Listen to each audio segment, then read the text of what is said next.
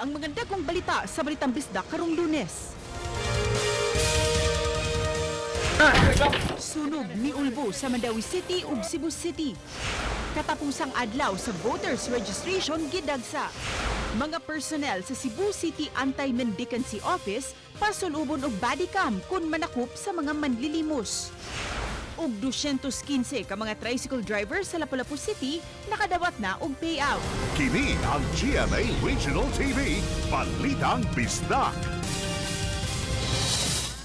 Maayong hapon, ako si Cecil Kibod Castro.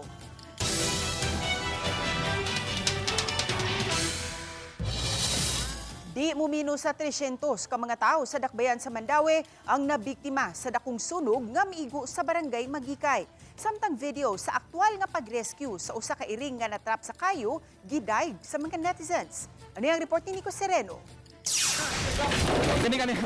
Ingon ani kadako ang kayo nga misugat sa mga bumbero niadtong Biyernes sa hapon sa may sitio Admacor, Barangay Magikay. Daling nakakatap sa tapad-tapad nga mga balay. Kay sudlunon kaayo, gipalibutan ang lugar sa mga fire trucks aron makontain ang kayo. Ang mga residente nagtinabangay usab. Usa sa challenge na mo ato is ang kuan, ang iyahang kung unsa ka strategic ang lugar. Okay. Nya limited ang resources po namo. So mo to nga ni nakadako gyud. Init ka. Wa gyud 101 dire. Wanang dali ra kayon katag ang kaya. Nya life material sa mga ilang balay. Human sa hitabo, kini na ang itsura sa apektadong lugar. Ang ubang mga residente naningkamot paghipo sa unsa pay mamahimong kapuslan. Samtang anaa nag-istar sa Magikay Elementary School ang mga fire victims. Muabot sa 125 ka mga pamilya ang apektado. Gamusumada sa 305 ka mga individual tanan. Samtang sa pagkahitabo sa sunog, napakita ang gihimo sa usa ka firefighter nga gidayeg sa mga netizens. Wa siya magpanagana nga miluwas sa usa ka iring nga na-trap sa koral. Wa na kini makalihok maong giluwas ni Joseph Torregosa. If makita sa video na ay dangling wires tubangan ako nya uban nato is live pa. And then ang katong wire nga nagalis ering so may gani kay naa dayon nakatunol og bolt cutter which is ato din nakuha din nato ang iring nga safe. Sa edad nga 21, estudyante sa kolehiyo si Joseph. Apan pipila ka tuig na ang usa ka volunteer firefighter. Karon sakop siya sa North Brigade ug nang hinaot nga mahatagan og kahigayunan nga masud sa BFP sa umaabot. Dili lalim ang among trabaho and malipayon po ko kay ilagi extend ang ilang pasalamat nga na-rescue ang iring which is mas labing importante no kay motom gyud na mo mga firefighters nga to save lives and property so all lives matters gyud. Uban ni Godfrey Relien, Nico Sereno, Balitang Bisdak. Nasunog ang 134 ka mga panimay sa Barangay Tejero, Cebu City. Samtang apektado ang 247 ka mga pamilya sa maong sunog. Si Nico Sereno sa report. Ingon ani kadako ang kayo nga milamoy sa mga balay sa sitio Silangan, Barangay Tejero, Sabado sa gabi. Daling nga kadako ang kayo sa nagsikit-sikit nga mga balay, maong napaubo sa third alarm ang insidente. Pipila ka oras milanat ang pagpakigbugno sa kabumbiruhan sa kayo nga napaong mga tungang gabi na. Pagkabuntag, kini ang dagway sa lugar na hitabuan. Halos dili na maitsura ang dapit. Matod sa mga residente, 2019 nasunugan na sab sila sa maugihapong lugar. Mga 7 years ra karon April pud to natabo. Karon Mayo. Sunog sad mao sa hinungdan di nakakadagan kay ay di nakapanghakot kay ang hangin ba kusog kayo. Pagtanan ako diri sa bintana di na matabang. Ang sunog ito kuno istorya nila nagsugod sa dito walay nakabantay. Diha na sila ning syagit nga ning ulbo ng kayo ba. So mato wala na gyud tabang. Ambot lang ang kapait. Utang beto tanan amuang kuan baya ang among pagkasunog. Kanina ning kamot ikaw sunog.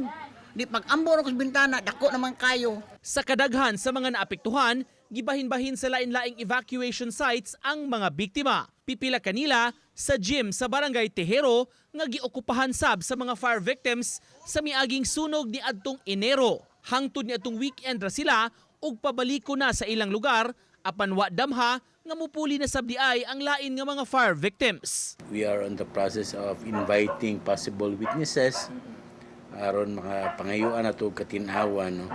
But as of now, na istorya nato ang investigator, no, on case. Dungan sa investigasyon sa taga BFP ang pagkuha sab og mga debris sa balay kundi nagsugod ang kayo. Apan ng problema sila kay may mga linya sa kuryente nga giingong nangahanaw. Dunay nakita nga posible nga problema gamay kay mo lagi to mga electrical wirings, no, nga nasunog,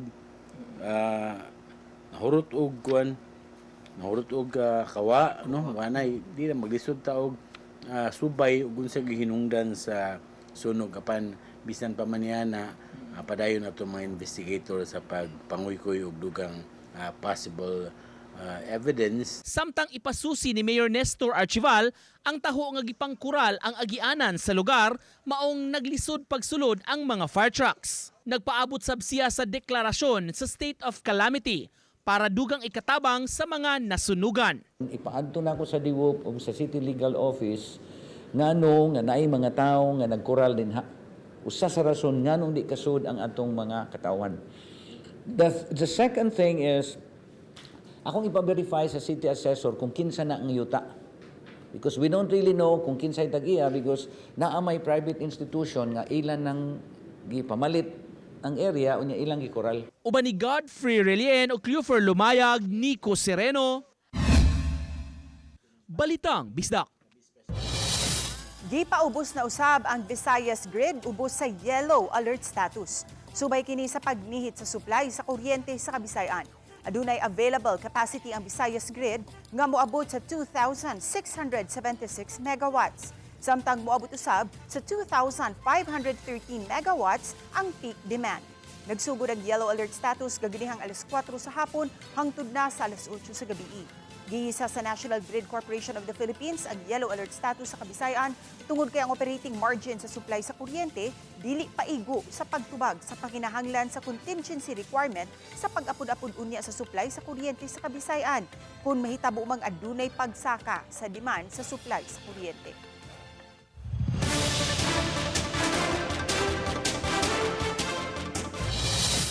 Pagamiton og video camera ni Cebu City Mayor Nestor Archival ang mga sakop sa Anti-Mendicancy Office kung mupahigayon kini og operasyon sa pagpanghipo sa mga mendicants sa dakbayan sa Subo. Ani ang live report ni Alan Domingo. Alan? Says for Transparency say kimando ni Cebu City Mayor Nestor Archival ang paggamit og video camera alang sa mga sakop sa Anti-Mendicancy Office ay gayon nga mo pahigayon sila og operation from start to finish aron malikayan ang mga aligasyon nga motumaw kalabot sa pangpagdagmal. Nahimong init nga isyu ang hitabong pagsikop sa 68 anyos nga si Ireneo Vidal ni adtong nakalabaing semana sa Cebu City Anti-Mendicancy Office personnel kinsa gibalhog sa detention facility sa Carbon Police Station. Nisamot kadako ang isyu tungod sa pasangil sa senior citizen nga gidapatan siya sa anti-mendicancy personnel dihang mibalibad siyang ihatag iyang harmonika. Matod sa tiguwa nga wa siya nagpakalimos. Nagtukar lang kuno siya siyang silindron aron makakwarta og adunay kapalit nga pagkaon siyang 3 anyos nga apo. Napasakala siya kaso ug nakagawas na sa prisuhan human gitugutan sa korte diin gipabos sa summary procedure ang iyang kaso ug nagsilbing kustodya niya si Consul John Alcover aron masiguro nga motunga kini sa korte sa preliminary conference sa Hunyo 22, 2026. Samtang gimando ni Mayor Nestor Archival nga mogamit na og video camera mga sakop sa Anti-Mendicancy Office kung mopahigayon og operasyon. Kinaron makita ang paghitabo aron usab masayran ang matinuod nga nahitabo. Ang pagdakop, niingon sila nga di maayo ang pagdakop, pat niingon sad ang atong operative sir, amo man gyud ning gitarong sila pagdakop na i-check nako kung naabay na ay video. In fact, ako silang giingnan. Starting now, the moment na atay operation, kinahanglan na agyud tay camera nga makakuha sa footage from start and to the end. Samtang gibutsyag sa mayor nga kadaghanan na badlungan nga nagpakilimo si Vidal ug nagbalik-balik ra gihapon. Nasabta niini ang sitwasyon tungod usab sa kalisod busa. Miumol og programa ang Cebu City LGU pagpahiluna sa mga street performers. Sama ni Vidal sa usa ka dapit diin maghatag sila og lingaw sa mga tao. Tun-an pahinuon ang pamaagi kung adunay mohatag og kwarta o pahalipay nga dili makonsiderar nga nagpakilimos kung magbutang og sudlanan sa kwarta. Gitan-aw sa mayor ang posibilidad nga hatagad og kompensasyon ang mopakita silang talento sa dapit nga gitagana kanila. Nag-come out ni tungod sa nahitabo ni Vidal.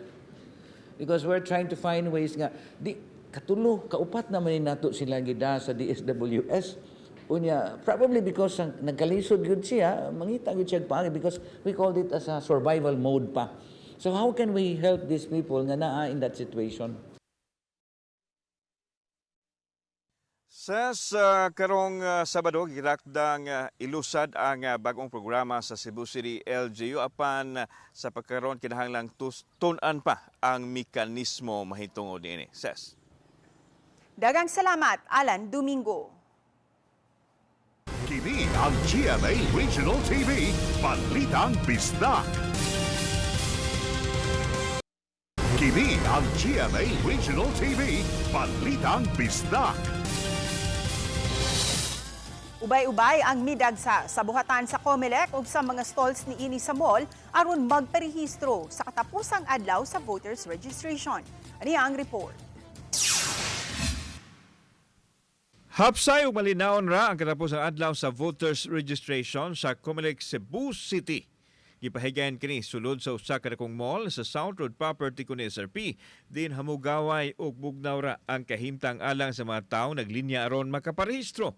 Adunay mga bag-ong nagparehistro ug aduna usay nagpabalhin silang registration. Gipasabot ni Attorney Ferdinand Guhildi ang election supervisor sa COMELEC Cebu City South nga wa nay lugway ang registration sanglit kabahin lang kini sa ilang pagpangandam usab sa maabot nga barangay election. Ang resulta sa voters registration aksyonan pa sa Election Registration Board. Aksyonan ni siya sa Election Registration Board. Approvean kung dunay mga opposition, tanaw nato kung pwede ba ma-disapprove, depende sa grounds sa opposition. Kasagaran yun nga possible grounds is not necessarily disapproval, no? Pero kasagaran mo oppose is moingon sila nga dili residente, Cebu City for example. Sa Lapu-Lapu City, nihugup usab karong adlaw sa usa ka mall sa Barangay Basak ang mga buot magparehistro alang sa barangay ug SK elections. Itandi niadtong milabayng Huwebes, May 14, nga moy unang adlaw sa pagpahigayon sa off-site registration nga menos ra kaayo ang nagparehistro karon nga katapusang adlaw na sa voter registration, ang linya niabot na sa second floor. Bisan kun ang third floor man unta sa mall, ang giukupahan sa COMELEC. Bisan pa man sa pabalik-balik nga pagpahinumdum sa COMELEC nga mas maayong magparehistro og sayo, apan daghan gihapon ang nidagsa sa last day sa registration. Ang mag-inahang Jessica Lumod, 40 anyos, ug Princess Sara Gabutan, 17 anyos, lakip sa mga niapas sa last day sa voter registration. Para makabotar ko in 2028 elections to also vote for good candidates para maka-help sa Philippines to have good governance. Kuyog na lang ko para mag-update sa akong status from single to married. Ila man yun ipakita po nga, nag-last day yun po sila, so ang ako lang, we will be doing all our efforts or unsay mahimo jud namo nga ma-cater namo sila before 5 o'clock. Kay lisod naman sad kayo kung mo-extend ta sa time nga gi-allowed sa balaod. Sukad gisugdan ang voter registration niadtong milabayng Oktubre, kapina sa 17,000 ka mga upunganon ang nakaparehistro. Sa Mandaue City, gidagsa ang katapusang adlaw sa rehistrasyon. Hangtod kaganihang udto, moabot sa 500 ang mga priority numbers nga na-release nila tungod sa kadaghan sa mga tao. Hinon para karong last day sa registration, nag-andam na sila daan ug moabot sa 1,500 ka mga priority numbers. Matod sa City Election Officer, nagtuo sila nga momenos na ang gidaghanon sa mga registrants. Apan daghan pa di ay ang nagparehistro karon aron makaapas sa katapusang adlaw sa voter registration. Sa usa ka mall gihimo ang katapusang simana sa registration para mas daghan ang maakomodar. Ang akong observation no kay ganahan gyud ang mga tawo mo rehistro sa last day. kay prior to this day, no, like Sabado, alto Biyernes, mingaw man. Ako si Nico Sireno. Ako si Luan Merondina. Ako si Alan Domingo. Balitag, Bisdak. Nasikop ang mga sospek sa pagpusil sa usa ka labasera sa Dakbayan sa Sugbok. Nahitabo ang insidente Biyernes sa buntag sa Barangay Labangon, Cebu City. Diin padung untag pupalit og isda sa pasil. Nagpatabang ang biktima dihang nabatikan niini nga adunay samad pinusilan ang iyang liog. Sa follow-up investigation sa kapulisan, nasubay ang duha ka mga sospek ug na-recover usabang motorsiklo nga gigamit sa krimen. Matod sa City Director sa Kapulisan sa Cebu City, nakatabang sa backtracking ang mga CCTV. Naalaan puno ang biktima sa mga sospek. So, kompleto ni sila solve ang atong kaso. As to the motive, kining atong suspect, kining gunman, involved sa illegal drugs. Iyang gipasangin lang. Gioperitan na siya sa Station 10 days before. Ang iyang gipasangin lang, katong ilang silingan ang atong biktima ang gatudlo daw. Iyar ng presumption na niya. Nag-presume siya na mauto ang nagsumbong. Wala pa akong kaduduaan ng mga bisyo kay di mo sa kumagamita, di sa bisyo, di sa komunikasyon. Hangtod karon gibantayan pa ang kahimtang sa biktima nga giingong anaa pa sa makuyaw nga kahimtang. Nadakpan sa mga pulis ang usa ka lalaking gitumbok nga nanglabni og cellphone sa Barangay Calamba, Cebu City. Sa iranta ang detalye sa report ni Alan Domingo. Nagpatabang sa kapulisan sa Police Station 6 sa Cebu City Police Office ang babaeng biktima human gilabni sa usa ka lalaki nagsakay og e-bike kaganinang alas 4 sa kadlawon ang iyang cellphone. Matod sa biktima nga samtang nagpalit siya pagkaon alang siya anak o gigamit niya ang cellphone sa gawas kalit lang kining gilabni sa suspek. Nagsakay og e-bike ang suspek kinsa daling nakasibat. Gidugang sa biktima nga nakamugna og kahadlok ang nahitabo og maigani nga wa siya mosukol kay posibleng aduna pay daotang mahitabo kaniya. Pasalamat ko sa Station 6. Very active. Sikig tawag para update sa tracking.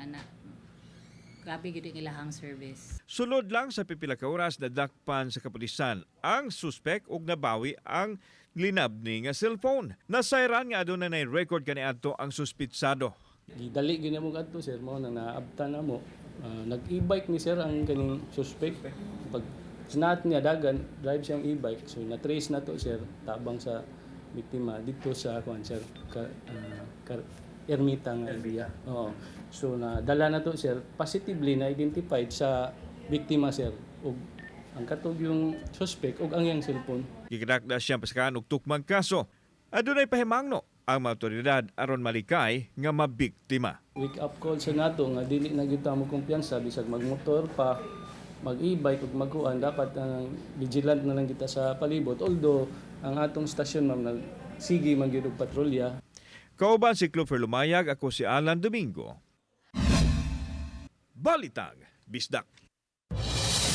Gipahigayon karong adlaw ang pag-apod-apod sa tag 5,000 pesos nga cash relief assistance alang sa 215 ka mga tricycle drivers nga nalakip sa second batch sa mga hataganan ug ayuda.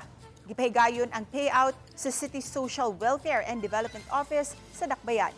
Dungan usab sa gihatagan sa naasuing ayuda ang usa ka gatos ka mga tricycle driver nga wala makaklaim sa ilahang cash relief assistance dihang gipahigayon ang payout sa first batch sa mga tricycle drivers niadtong April 8.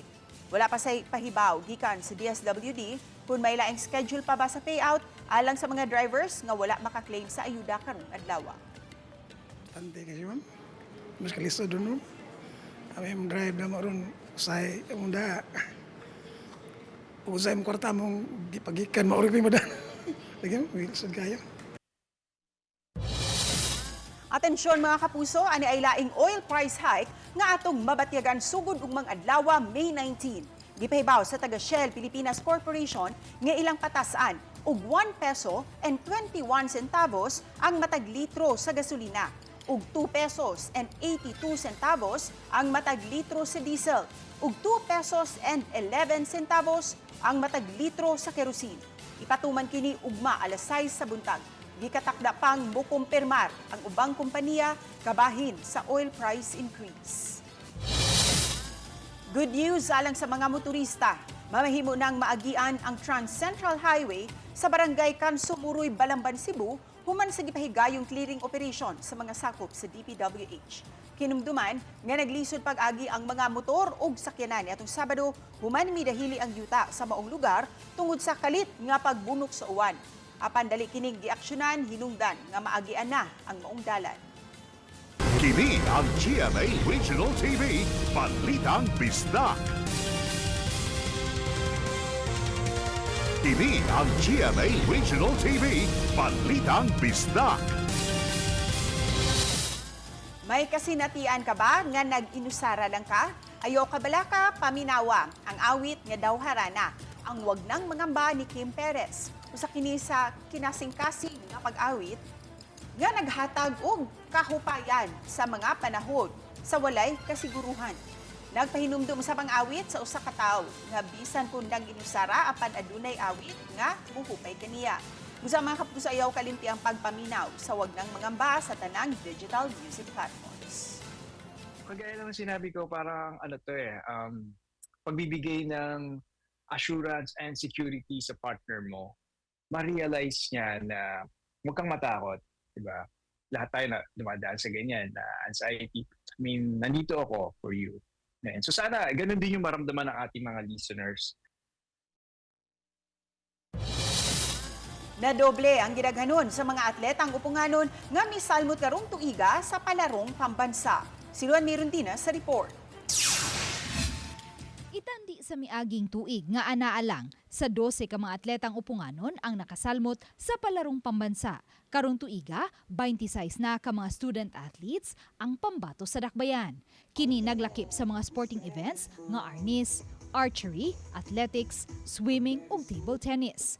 Samtang sa labing unang higayon, may pambato na ang dakbayan sa natad sa boxing secondary division ug basketball girls 3-on-3 secondary division. Duha usab ka mga volleyball athletes nga mga taga Lapu-Lapu City ang gikuha sa DepEd Region 7 aron mokumpleto sa volleyball team sa rehiyon. Niadtong Biyernes, gipabawnan ang naasoy mga student athletes ug tag 11,200 pesos matag usa sa Lapu-Lapu City Government. Mato ni Mayor Cindy King-Chan, ang makalangkat unya og medalya sa palarong pambansa, makadawat usab og cash incentives.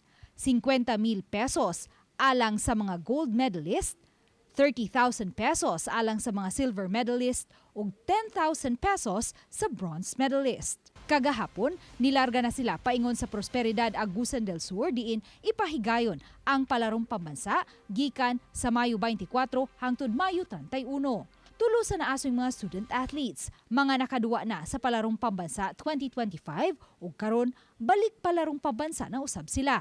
Kini naglakip nila ni Mark Fred Brigoli sa archery, Amber Joy Notarte ug Abigail Alfanta sa arnis. Si Abigail Alfanta, bronze medalist sa individual sword and dagger sa palarong pambansa 2025. Tay reported nga mga injuries or sa mga bata taon. Ready na to sila. At least dapat sila yung mga 1 week nga kay 24 magsug ang opening. Uban ni Marlon Malgazo, Luan Merondina,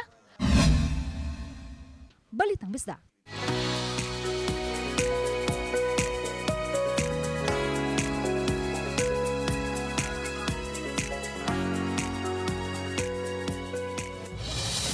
Bisan pa kunting init na ug walay nabantayang bagyo, apan padayong masinati ang pag-uwan-uwan sa daghang lugar sa nasod. Intertropical Convergence Zone kun ITCZ ug Easterlies ang nagunang mga weather system nga nakaapekto karon sa nasod. Kini gawas sa localized thunderstorms. Tungod niini, masinati kanunay ang pag-uwan-uwan. Apan gipasabot sa pag-asa nga wala pa mapupos ang panahon sa ting-init. Hinuon, mamayhimong magsugod ang uwanon nga panahon sa nahabiling mga adlaw sa Mayo. Samtang subay sa rainfall forecast sa Metro Weather, taas ang higayunan nga uwanon ang summer provinces, samtang katag-katag nga pag-uwan-uwan sa ubang lugar sa Cebu, Bohol ug Leyte provinces. Posible usab nga uwanon ang ubang lugar sa nasod.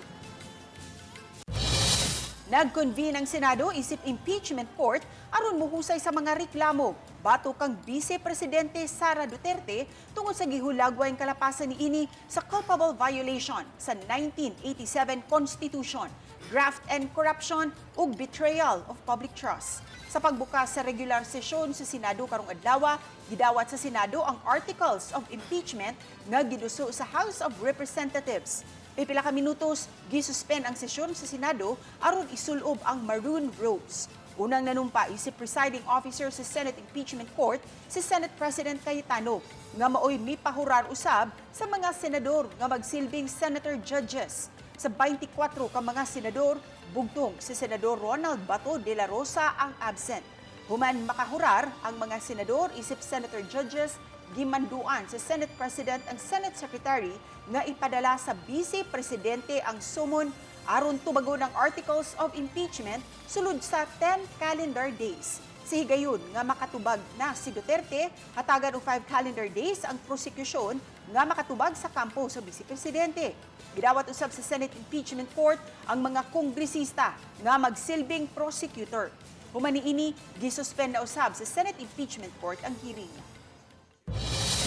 Bumukato ang labing dako ug nagunang mga balita sa Central ug Eastern Visayas. Daghang salamat mga kapuso.